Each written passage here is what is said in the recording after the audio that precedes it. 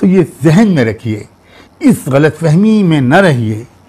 कि कुर्बानी न करके गरीबों की मदद कर देना काफ़ी हो जाएगा। गरीबों की मदद करना बहुत बड़ा अमल है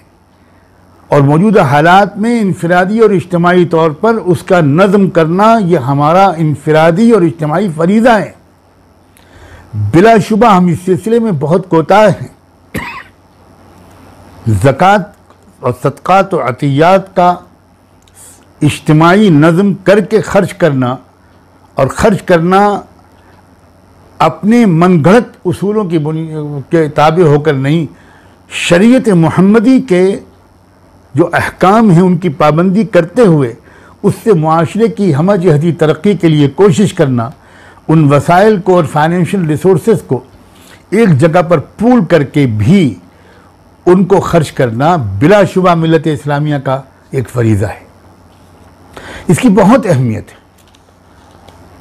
और जो लोग शरीयत की पाबंदी करते हुए इन इज्तिमाई निज़ाम को कायम करने की कोशिश कर रहे हैं वो मिल्लत के मौसिन हैं। इसकी अहमियत बहुत ज़्यादा है और इस सिलसिले में हम कसूरवार हैं। लेकिन अब इस लेकिन के बाद मैं इतनी ही क़ुव्वत से ये बात अर्ज़ करना चाहता हूँ कि एक अमल की अहमियत को बढ़ाने के लिए दूसरे अमल की अहमियत को घटाना, ये बिल्कुल ऐसे ही है जैसे आप बहुत ज़ोर दें कि इंसान, हमारे अंदर आँख का जो उज़्व है और बीनाई की जो क़ुव्वत है वो बहुत अहम है और बीनाई की अहमियत को बढ़ाते बढ़ाते आप कहें कि अगर सुनने की ताकत ना हो तब भी कोई बात नहीं। ये बहुत ही बचकाना सोच है और इस सोच से निकलने का एक ही रास्ता है कि जिस चीज़ की जो अहमियत अल्लाह और उसके रसूल ने जिसको दे दी है, हम उस अहमियत को तस्लीम करें और उसकी गहराइयों को समझने की कोशिश करें। पूरी तरह न समझ में आए तो अपनी समझ पर भरोसा न करें, अल्लाह और अल्लाह के रसूल के हुक्म और उसकी मसलहतों पर वो हाकिम भी है और हकीम भी है। हम न हाकिम हैं न हकीम हैं, हम ज़लूम और जहूल हैं। हमारे दानिश्वर तबके की में से कुछ हजरात की ये बड़ी कमज़ोरी है, मुझे है, मैं एहतराम के साथ ये बात कहना अपना फ़र्ज़ समझता हूँ। अजीब बात है, एक कुर्बानी के अमल में जो पैसा खर्च होता है बस उसको बचाकर आप गरीबों की मदद कर दें। ये क्यों नहीं कहते हमारे ये हजरात कि शादियों में इतना पैसा मत खर्च करो, अपने मकानों को सादा बनाओ, अपने मकान के फर्नीचर और अपने लिबास को भी सादा करो, 2-2 3-3 कारें रखने के बजाय एक सवारी से काम चलाओ ना। यहाँ के खर्चों के कम करने की बात तो कम सुनाई पड़ती है, कुर्बानी का खर्चा बचा लो। कल को कोई कहेगा कि ये कुर्बानी का खर्चा बचाने के से काम नहीं चलेगा, ये हज पर जो अरबों रुपए खर्च होता है, खरबों रुपए, इसको ख़त्म करो और अपने अपने इलाके के अंदर मंसूबे, माशी मंसूबे मुसलमानों की तरक्की के लिए शुरू करो। ये बहुत ही बचकाना बातें हैं, मैं और क्या लफ्ज़ इस्तेमाल करूं, ये बहुत सतही बातें हैं। मुझे उम्मीद है कि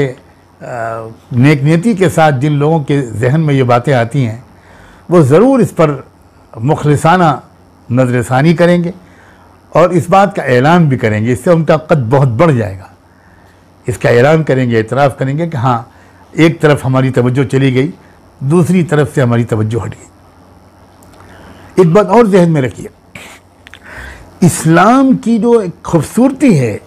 वो ये है कि वो एक तरफ तो बंदे और रब, अब्द और माबूद के दरमियान के ताल्लुक़ को आखिरी मंजिल तक पहुँचाना चाहता है, जो रुतबा एहसान है, जो मर्तबा आशिकी है, और दूसरी तरफ वो बंदों को के आपस के बाहमी ताल्लुक़ को भी इंतहाई बुलंदियों तक पहुँचाना चाहता है। आम ज़बान में हुकूक़ुल्लाह और हुकूक़ुल इबाद कहते हैं, आम ज़बान में इबादत और अखलाक व मुआशरत और मामलात कहते हैं।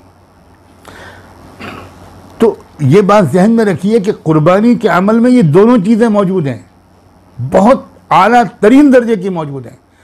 कुर्बानी में जो उबूदियत का पहलू है, बंदगी और मोहब्बत और आशिकी का पहलू है, वो तो मैंने अर्ज़ कर दिया लेकिन अब आपसे मैं अर्ज़ करता हूँ, इसी क़ुरबानी में माशी जो फलाह व बहबूद और तरक्की है और मादी इमदाद है, वो भी इस पैमाने की होती है इस क़ुरबानी के अमल के ज़रिए कि आप इसको माइनस कर दीजिए तो आपकी इमदाद उन लोगों तक पहुँच ही नहीं सकती जिनकी इमदाद क़ुरबानी के अमल के ज़रिए जिन तक इमदाद पहुँच जाती है। सबसे पहले ये जानवर पालने वाले जो हमारे भाई हैं,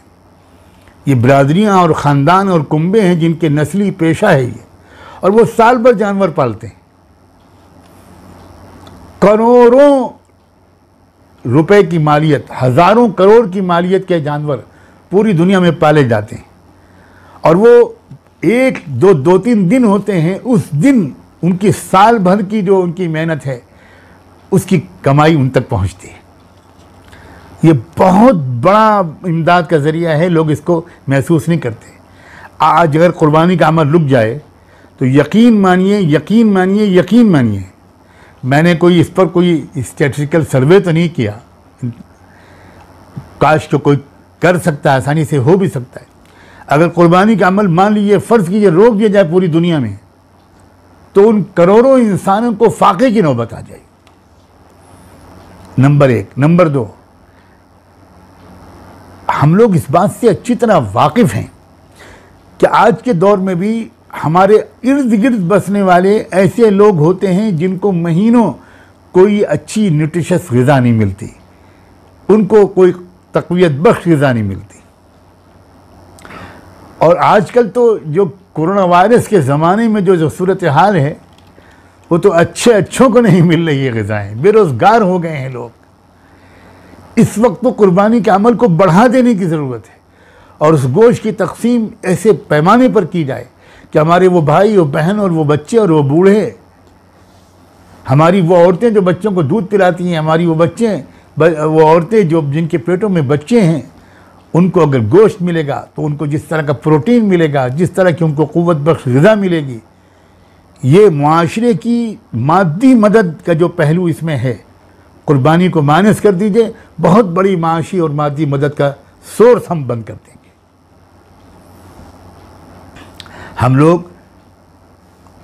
जो इज्तिमाई क़ुरबानी का नज़म करते हैं और वो तक़सीम करते हैं, उनसे पूछिए कि वो जब जाते हैं उन झुग्गी झोपड़ियों में, उन स्लम एरियाज़ में, और वो गोश्त जब वहाँ पर देते हैं तो उनको वो किस तरह लेते हैं, वो लोग, उनको कितनी बड़ी नेमत मिलती है। खुसूसन इस साल के बारे में तो मैं फिर तवज्जो दिलाना चाहता हूँ। हमारे मुल्क में कई जगह पर तूफ़ान भी आए और बेरोज़गारी तो पिछले 4-5 महीने से चल ही रही है इस कोविड-19 की वजह से। तो इसकी वजह से जो सूरत हाल है, घर घर फाके हो रहे हैं और ग़िज़ाई बहरान है, ज़बरदस्त ग़िज़ाई बहरान है। तो ये तो क़ुरबानी के बढ़ा देने का वक्त है, मगर क़ुरबानी का गोश्त अकेले ख़ुद न खाया जाए, बल्कि जो अल्लाह ताला ने ख़ुद बताया, फ़कुलू मिन्हा वातिमुल क़ानिअ वल मुअतर, क़ुरबानी का गोश्त खाना भी चाहिए, शौक़ से खाना चाहिए। जिन लोगों को इस रस्म आशिकी का कुछ थोड़ा सा भी इदराक मिला है, हमने उनको देखा है, और हदीस में इशारा आता है कि ये क़ुरबानी का गोश्त अल्लाह की तरफ से तुम्हारी मेज़बानी है, तुम अल्लाह के मेहमान अपने को समझ कर खाया करो, अल्लाह खिला रहे हैं, अल्लाह के दस्तरखान पर बैठे हो तुम।